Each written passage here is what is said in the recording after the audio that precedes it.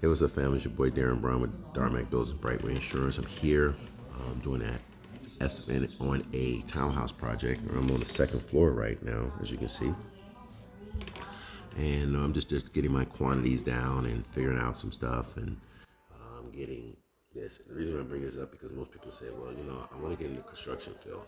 Well, this is one of the fields you can get. You can be an estimator, which is a job, which is a very important job because if you estimate incorrectly, you can cost your company a lot of money in the long run. And so I wear a lot of hats when it comes on to my construction firm.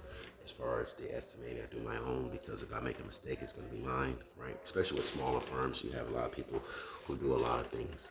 And so when you see me on the field, you see me on the field working, but I'm also understand my budget, what I have in that particular job to make it happen.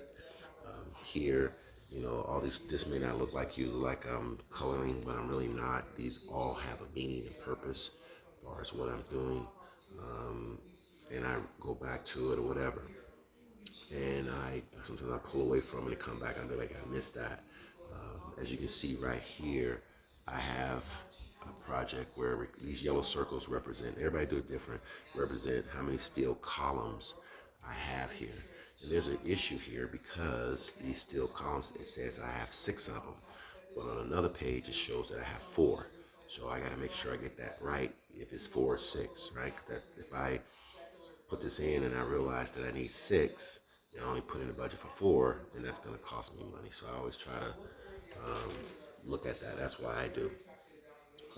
Calculations is very simple in the sense, you're calculating for,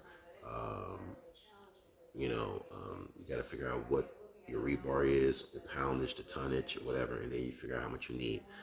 Sometimes I give that to my vendors to do it for me, depending on what the size of the job. But I can do like a little small calculation for you. Like this here is the table. Shows my beam, what size beams I have, what size concrete columns I have. It kind of like tell you, like that concrete is an 8 by 12 with 4 number 5 verticals and number 3 ties. Those are the hoops, 8 inches on center. So I count how many of those kind of columns. That's column 1, column 2, column 3. It's very simple. But then people say, well, how do you calculate the poundage or the cost for your rebar? Well, let's just take an example. Well, if I have a number 5 rebar, that's a size, and let's say it's 10 feet long, all right, I multiply it by 1.5 because it's like 1.043, but I round it up to 1.5, which gives me that one piece of rebar is like 10.5 pounds. Then I multiply it by the cost of rebar per pound now, which is probably like 65 cents, and it's going to come out to be $6.82. So that one piece of rebar is going to cost me $6.82. But let's say I need 500 of those, and then if I need 1,000 of those, or I need whatever. So I got to be able to quantify that, and that includes tax because you got to add tax on there. A lot of times people do these projects and they just say, "Oh, it's cost me $6.82," and then they put that in their budget. But you got to, what about the sales tax? So if you're doing a project and you have like $50,000 of material and you don't put the 7% sales tax, where's that $3,500 coming from, right? So just be mindful of that when you're doing everything, and your budget is your budget. Don't let anybody try to scare you into it or convince you otherwise. You did this. I did all this green, yellow, and whatever stuff. Right. So keep watching.